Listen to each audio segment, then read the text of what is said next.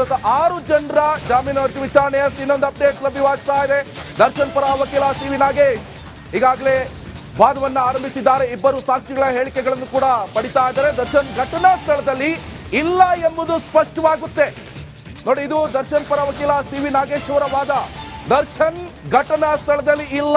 ಇಬ್ಬರು ಸಾಕ್ಷಿಗಳ ಹೇಳಿಕೆಗಳನ್ನ ನೋಡ್ತಾ ಇದ್ರೆ ದರ್ಶನ್ ಘಟನಾ ಸ್ಥಳದಲ್ಲಿ ಇಲ್ಲ ಎಂಬುದು ಬಹಳ ಸ್ಪಷ್ಟವಾಗಿ ಗೊತ್ತಾಗ್ತಾ ಇದೆ. ಹಾಗಾದ್ರೆ ಯಾಕೆ ದರ್ಶನ್ ಹೆಸರನ್ನ ಉಲ್ಲೇಖ ಮಾಡಿದ್ರು ಪೊಲೀಸ್ನವರು? ಏನಾಯ್ತು ಹಾಗಾದ್ರೆ? ಏನ್ ಲೋಪ ಹಾಗಾದ್ರೆ? ಇದೆಲ್ಲವನ್ನು ಕೂಡ ಕೋರ್ಟ್ ಗಮನಕ್ಕೆ ತರ್ತಾ ಇದ್ರೆ ನೋಡಿ, ಈಗ ಪಟ್ಟಣಗೆರೆ ಶೆಡ್ ಇಲ್ಲೇ ಹೊಡೆದಾಕಿದ್ದು ರೇಣುಕಾ ಸ್ವಾಮಿಯನ್ನ ಎನ್ನುವಂಥದ್ದು ಇಲ್ಲಿ ಚಾರ್ಜ್ ಶೀಟ್ ನಲ್ಲಿ ಇರುವಂತದ್ದು. ಆದ್ರೆ ಈ ಹೊಡೆಯುವಂತ ಸಂದರ್ಭದಲ್ಲಿ ಅಥವಾ ದರ್ಶನ್ನ ಆ ಘಟನಾ ಸ್ಥಳದಲ್ಲಿ ದರ್ಶನ್ ಇಲ್ವೇ ಇಲ್ಲ. ಇಬ್ರು ಸಾಕ್ಷಿಗಳ ಹೇಳಿಕೆಯನ್ನ ನೋಡ್ತಾ ಇದ್ರೆ ದರ್ಶನ್ ಆ ಘಟನಾ ಸ್ಥಳದಲ್ಲಿ ಇಲ್ಲ. ಯಾಕೆ ದರ್ಶನ್ ಹೆಸರನ್ನು ಸೇರಿಸಿದ್ರು? ಇದು ಸಿ.ವಿ. ನಾಗೇಶ್ ಅವರ ವಾದ. ಎಸ್, ಇನ್ನೊಂದು ಅಪ್ಡೇಟ್ ಲಭ್ಯವಾಗ್ತಾ ಇದೆ. 164 ಹೇಳಿಕೆಯನ್ನ ಪ್ರಾಮುಖ್ಯತೆ ಇದ್ದಾಗ ದಾಖಲಿಸಲಾಗುತ್ತೆ. ನೋಡಿ, 164 ಹೇಳಿಕೆ, 161 ಹೇಳಿಕೆ ಪೊಲೀಸರ ಮುಂದೆ ಈ ಹೇಳಿಕೆಯನ್ನ ಪಡೆದುಕೊಳ್ಳಲಾಗುತ್ತೆ. ಅದಾದ ತಕ್ಷಣ ಅದ್ರ ಮೇಲೆ ಒಂದು ಸ್ಟ್ಯಾಂಡ್ ಇರೋಲ್ಲ. ಪೊಲೀಸರವರು ಗದರಿಸಿದ್ದಾದ್ರೆ ಹೆದರ್ಸಿದ್ರು, ಇಲ್ಲ ಹೊಡೆಯೋಕ್ ಬಂದ್ರು, ನಾನು ಹೇಳ್ಬಿಟ್ಟೆ, ಅದಾಗುತ್ತೆ 161 ಹೇಳಿಕೆ. ಆದ್ರೆ ಇಲ್ಲಿರುವಂತದ್ದು 164 ಹೇಳಿಕೆ.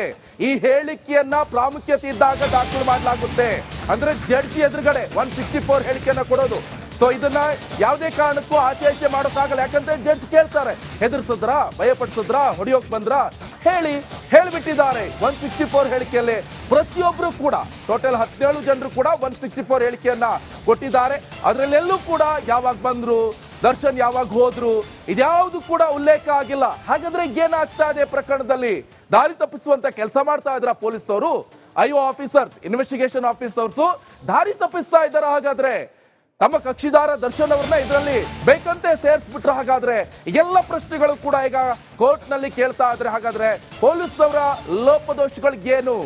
ಯಾವಾಗ ಕೊಲೆ ಆಯ್ತು? ದರ್ಶನ್ ಅವರು ಕೊಲೆ ಮಾಡಿದ್ರು ರೇಣುಕಾ ಸ್ವಾಮಿಯನ್ನ? ಇವೆಲ್ಲವನ್ನು ಕೂಡ ಪ್ರಶ್ನೆ ಮಾಡ್ತಾ ಇದ್ದಾರೆ ದರ್ಶನ್ ಪರ ವಕೀಲರವರು. ಸೊ ಇಲ್ಲಿ ಡೆಡ್ ಬಾಡಿ ಸಿಕ್ತು. ಆ ಡೆಡ್ ಬಾಡಿ ಸಿಕ್ಕಿದ ತಕ್ಷಣ FIR ಅನ್ನ ದಾಖಲು ಮಾಡ್ಕೊಳ್ಬೇಕಾಗತ್ತೆ. ಇದ್ಯಾವ ರೀತಿ ಸಹಜ ಸಾವು? ಒಂದು ಬಾಡಿ ಸಿಕ್ಕಿದೆ ಅಂತ ದಾಖಲು ಮಾಡ್ಕೊಳ್ಬೇಕಾಗತ್ತೆ. ಆದ್ರೆ ಇವ್ರು ಯಾವ ರೀತಿ ದಾಖಲು ಮಾಡ್ಕೊಂಡಿದ್ದಾರೆ? ಇದನ್ನು ಹೊಡೆದು ಕೊಂದೇ ಬಿಟ್ರು ಅಂತ ದಾಖಲು ಮಾಡ್ಕೊಂಡಿದ್ದಾರೆ ಇಲ್ಲಿ FIR ನಲ್ಲಿ. ಇದು ಯಾವ ರೀತಿ ಸರಿ? ಹಾಗಾದ್ರೆ ಒಂದ್ ಕಡೆಯಲ್ಲಿ ಬಾಡಿ ಸಿಕ್ತು, ಓಕೆ, ಆದ್ರೆ ಪೋಸ್ಟ್ ಮಾರ್ಟಮ್ ಯಾಕೆ ಡಿಲೇ ಮಾಡಿದ್ರು? ಪೋಸ್ಟ್ ಮಾರ್ಟಮ್ ರಿಪೋರ್ಟ್ ಯಾಕೆ ಡಿಲೇ ಆಯ್ತು?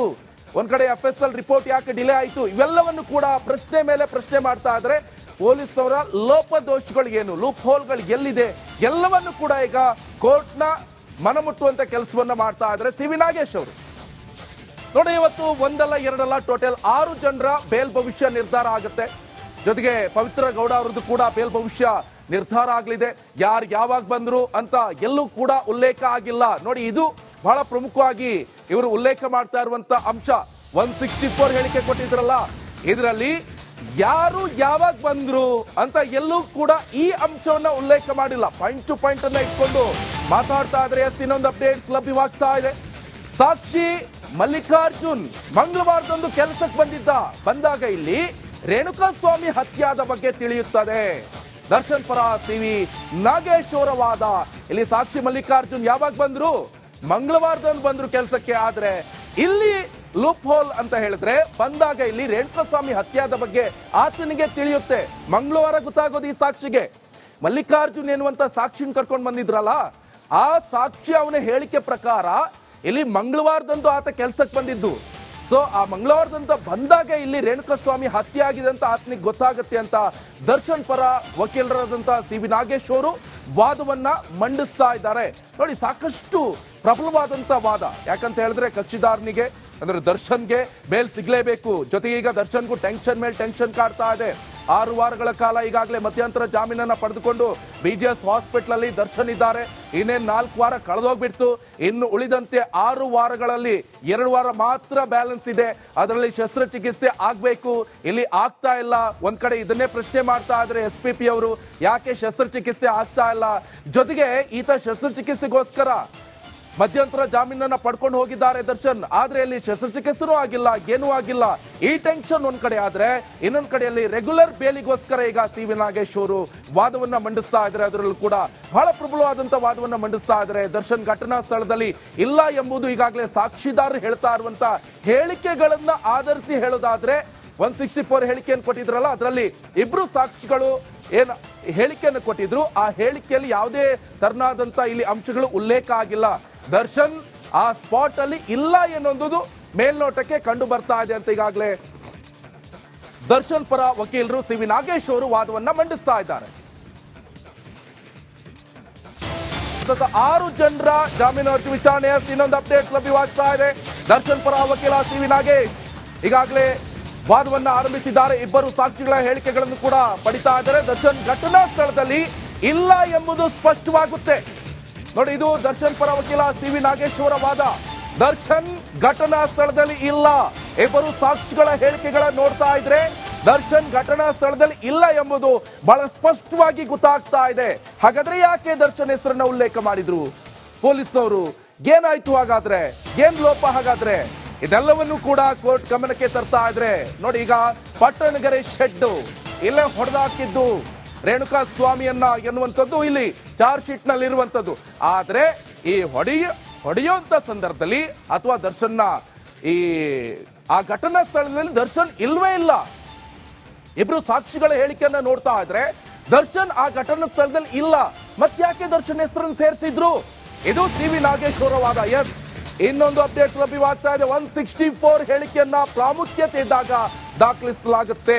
ನೋಡಿ, 164 ಹೇಳಿಕೆ, 161 ಹೇಳಿಕೆ ಪೊಲೀಸರ ಮುಂದೆ ಈ ಹೇಳಿಕೆಯನ್ನ ಪಡೆದುಕೊಳ್ಳಲಾಗುತ್ತೆ. ಅದಾದ ತಕ್ಷಣ ಅದ್ರ ಮೇಲೆ ಒಂದು ಸ್ಟ್ಯಾಂಡ್ ಇರೋಲ್ಲ.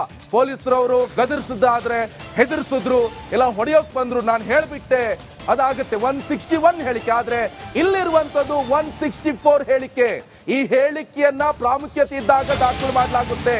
ಅಂದ್ರೆ ಜಡ್ಜಿ ಎದುರುಗಡೆ 164 ಹೇಳಿಕೆಯನ್ನ ಕೊಡೋದು. ಸೊ ಇದನ್ನ ಯಾವುದೇ ಕಾರಣಕ್ಕೂ ಆಚೆ ಮಾಡೋಕ್ಕಾಗಲ್ಲ. ಯಾಕಂದ್ರೆ ಜಡ್ಜ್ ಕೇಳ್ತಾರೆ, ಹೆದರ್ಸಿದ್ರ, ಭಯಪಡಿಸಿದ್ರ, ಹೊಡೆಯೋಕ್ ಬಂದ್ರ, ಹೇಳಿಬಿಟ್ಟಿದ್ದಾರೆ. 164 ಹೇಳಿಕೆಯಲ್ಲಿ ಪ್ರತಿಯೊಬ್ರು ಕೂಡ ಟೋಟಲ್ 17 ಜನರು ಕೂಡ 164 ಹೇಳಿಕೆಯನ್ನ ಕೊಟ್ಟಿದ್ದಾರೆ. ಅದರಲ್ಲೆಲ್ಲೂ ಕೂಡ ಯಾವಾಗ ಬಂದ್ರು, ದರ್ಶನ್ ಯಾವಾಗ ಹೋದ್ರು, ಇದ್ಯಾವುದು ಕೂಡ ಉಲ್ಲೇಖ ಆಗಿಲ್ಲ. ಹಾಗಾದ್ರೆ ಏನಾಗ್ತಾ ಇದೆ ಪ್ರಕರಣದಲ್ಲಿ? ದಾರಿ ತಪ್ಪಿಸುವಂತ ಕೆಲಸ ಮಾಡ್ತಾ ಇದ್ರ ಪೊಲೀಸರು, ಐಒ ಆಫೀಸರ್ಸ್, ಇನ್ವೆಸ್ಟಿಗೇಷನ್ ಆಫೀಸರ್ಸ್ ದಾರಿ ತಪ್ಪಿಸ್ತಾ ಇದ್ದಾರ? ಹಾಗಾದ್ರೆ ತಮ್ಮ ಕಕ್ಷಿದಾರ ದರ್ಶನ್ ಅವ್ರನ್ನ ಇದರಲ್ಲಿ ಬೇಕಂತೆ ಸೇರಿಸ್ಬಿಟ್ರೆ ಹಾಗಾದ್ರೆ ಎಲ್ಲ ಪ್ರಶ್ನೆಗಳು ಕೂಡ ಈಗ ಕೋರ್ಟ್ ನಲ್ಲಿ ಕೇಳ್ತಾ ಇದ್ರೆ ಹಾಗಾದ್ರೆ ಪೊಲೀಸರ ಲೋಪದೋಷಗಳಿಗೇನು? ಯಾವಾಗ ಕೊಲೆ ಆಯ್ತು? ದರ್ಶನ್ ಅವರು ಕೊಲೆ ಮಾಡಿದ್ರು ರೇಣುಕಾ ಸ್ವಾಮಿಯನ್ನ, ಇವೆಲ್ಲವನ್ನು ಕೂಡ ಪ್ರಶ್ನೆ ಮಾಡ್ತಾ ಇದ್ದಾರೆ ದರ್ಶನ್ ಪರ ವಕೀಲರವರು. ಸೊ ಇಲ್ಲಿ ಡೆಡ್ ಬಾಡಿ ಸಿಕ್ತು. ಆ ಡೆಡ್ ಬಾಡಿ ಸಿಕ್ಕಿದ ತಕ್ಷಣ FIR ಅನ್ನ ದಾಖಲು ಮಾಡ್ಕೊಳ್ಬೇಕಾಗತ್ತೆ. ಇದ್ಯಾವ ರೀತಿ ಸಹಜ ಸಾವು, ಒಂದು ಬಾಡಿ ಸಿಕ್ಕಿದೆ ಅಂತ ದಾಖಲು ಮಾಡ್ಕೊಳ್ಬೇಕಾಗತ್ತೆ. ಆದ್ರೆ ಇವ್ರು ಯಾವ ರೀತಿ ದಾಖಲು ಮಾಡ್ಕೊಂಡಿದ್ದಾರೆ? ಇದನ್ನು ಹೊಡೆದು ಕೊಂದೇ ಬಿಟ್ರು ಅಂತ ದಾಖಲು ಮಾಡ್ಕೊಂಡಿದ್ದಾರೆ ಇಲ್ಲಿ FIR ನಲ್ಲಿ. ಇದು ಯಾವ ರೀತಿ ಸರಿ? ಹಾಗಾದ್ರೆ ಒಂದ್ ಕಡೆಯಲ್ಲಿ ಬಾಡಿ ಸಿಕ್ತು, ಓಕೆ, ಆದ್ರೆ ಪೋಸ್ಟ್ ಮಾರ್ಟಮ್